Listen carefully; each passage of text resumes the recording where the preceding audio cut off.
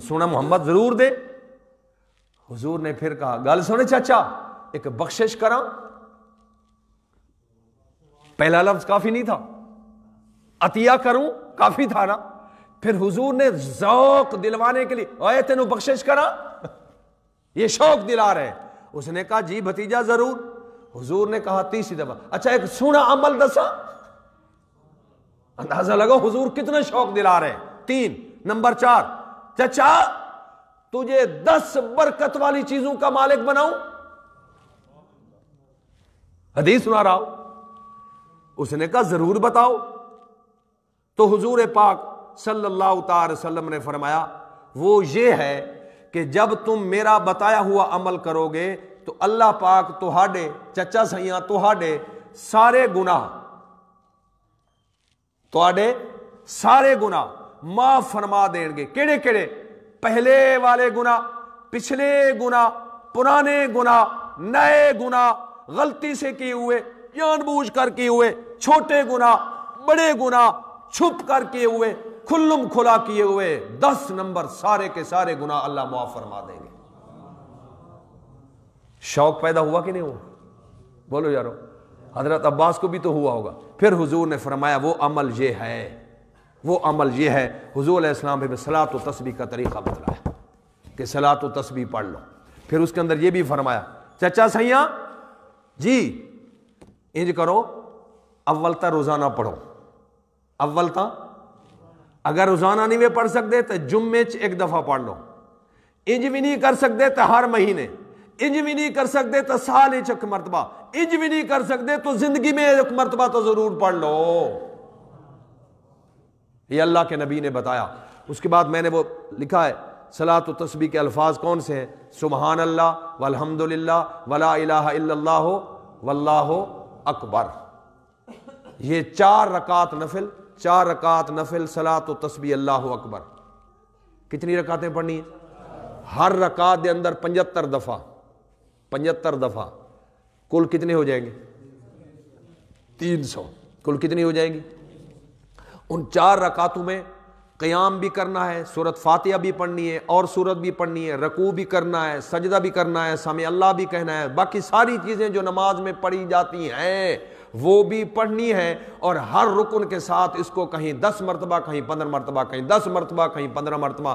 اس کے 2 طریقے احادیث سے ثابت ہیں. میں نے دونوں طریقے نقشے بنا کر اس کو ذرا دماغ دینا پڑے گا. کچھ ساتھی کہتے ہیں استاد جی سانو سمجھ نہیں آیا. میں نے کہا ذرا اور دماغ لگاؤ, میں کیسے سمجھاؤں. میں نے سب کچھ لکھا ہے. یہ پہلا طریقہ, یہ دوسرا طریقہ. پہلے طریقے میں کہاں 10 دفعہ پڑھنا ہے, کہاں 10 دفعہ, کہاں 15 مرتبہ. آخر میں اینڈ کر کے 300 عدد پورا کر دیا ہے.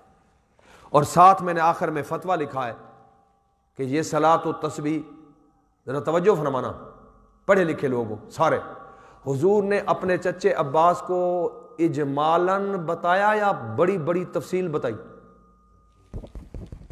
بولو یارو, تفصیل بتائی نا.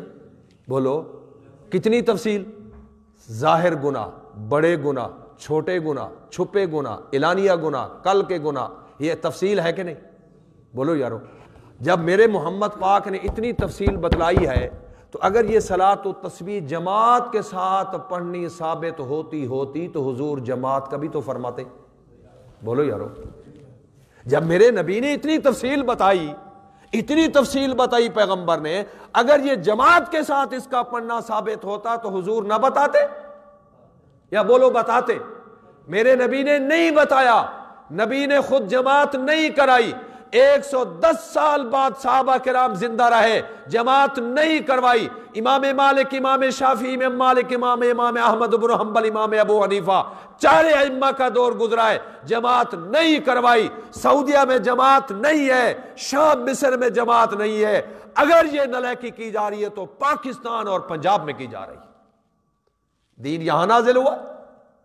بولو یارو. دین ہے.